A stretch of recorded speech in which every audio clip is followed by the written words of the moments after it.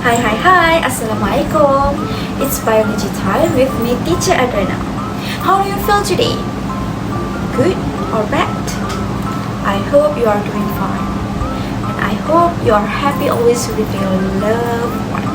Before we start our lesson today, I will read one quote from Mahatma Gandhi. Live as if you were to die tomorrow. Learn as if you were to live forever. So, you don't stop learning, okay? Learn as much as you can, as you will live forever. Next, let's take a look at the picture and think together. So here is the picture of the door. What do you think the relation between the door and the chapter that we will learn today? What is the function of the door? I can't hear you. Okay, the function of the door is to let someone in and out of the building, such as house, office, classroom, and you know what? Every building must have door. Do you get any ideas? No? It's okay. So the topic that we will learn today is a topic from chapter 3, which is the movement of substances across the plasma membrane. So at the end of the lesson, students should be able to justify the necessity of the movement of substances across the plasma membrane. Next, student able to describe the components of a plasma membrane and its function based on the fluid multimodal. Third, student able to draw and label the components of the plasma membrane based on the fluid multimodal. And lastly, student able to describe the permeability of plasma membrane. I want to ask you, do you remember the picture of the door that I am showing to you just now? The answer is here in the video. But where is the video? In the next slide. Enjoy watching! The cell membrane is represented by the doors because the cell membrane is a semi-permeable membrane that regulates what moves in and out of the cell. The door controlling someone in and out of the building. Same goes to plasma membrane. It controlling substances in and out of the cell. Without door, anything can enter the building and could ever damage your building belonging. And same goes to cell. Without membrane plasma, it could damage your cell. That's how it's related. When you look at the plasma membrane, remember it's the door of the cell. So let's move to the topic 3.1, which is the structure of plasma membrane. Before that, I want you to know about the plasma membrane. As you have learned in the previous chapter in cell structure, it already mentioned the function of the plasma membrane. Here I just want to recall the function and enhance your understanding about the plasma membrane. So plasma membrane located surround the cell. As you can see in the picture below, there are plant and animal cell. Plasma membrane located outer layer of the cell, but a bit different from plant cell. It consists of cell wall. Hence, the plasma membrane is not the outer layer, but is the layer after the cell wall. So the function of the plasma membrane is to control the movement of substances in and out of the cell. It allows needed or necessary substances to enter and cell product to leave the cell, while preventing entrance of harmful material and exit essential material.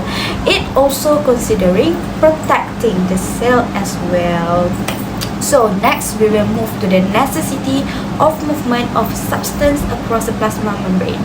So do you think it is crucial or not that these substances are enter into our body? The answer is very crucial because it is a process in life. So the movement of substances in and out of the cell is aimed at maintaining the living process. It is also important for us to know that there is waste from metabolic processes that occur in the cell. So the cell does not need that thing anymore and wants to throw it out of the cell. So all the movement in and out goes to the plasma membrane.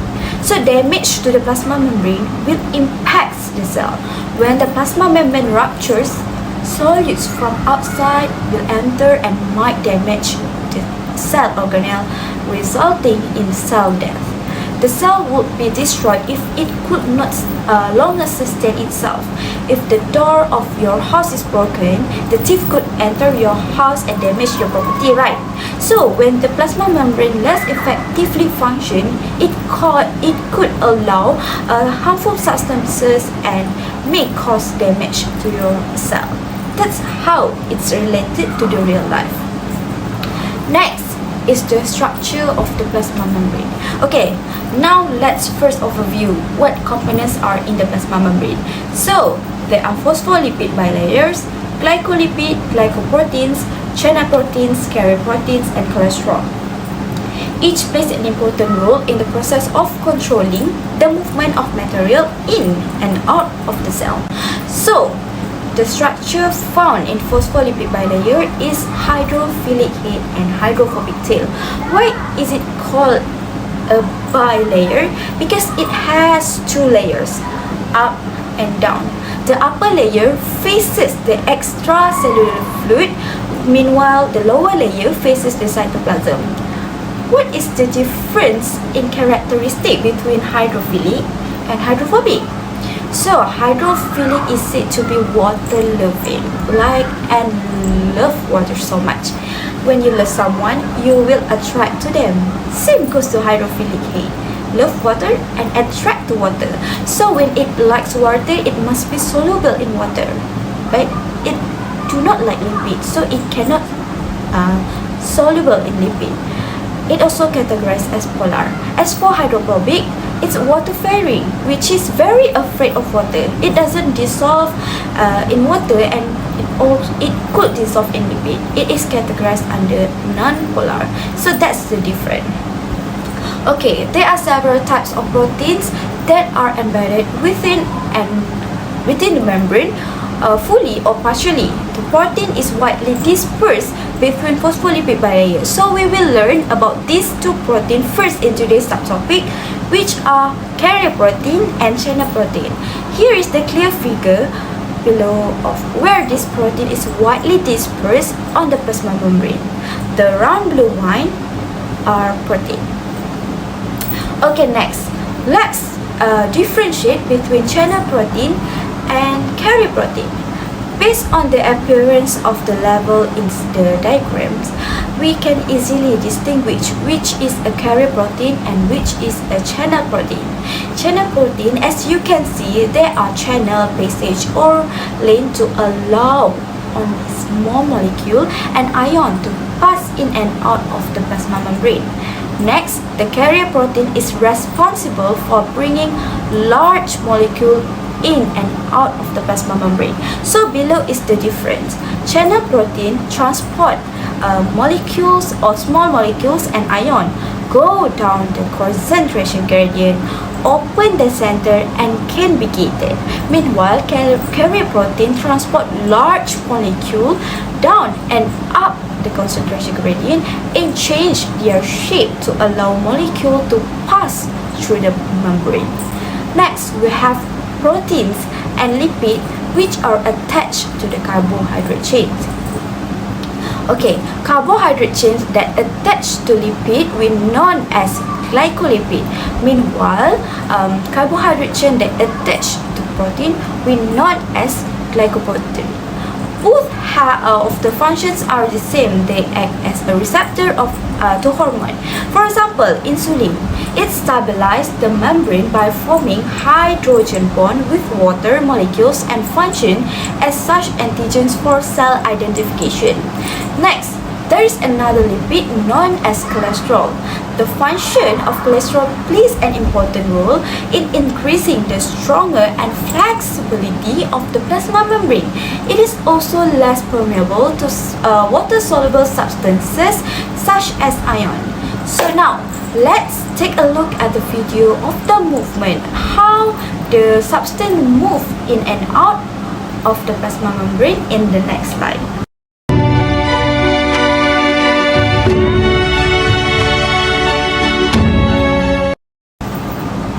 Have you done watching the video? I guess you are done. The video shows on how the substances from extracellular enter the cell through the cell membrane and vice versa. That's how the movement occurs. Okay, it's almost over. Just a little bit more here.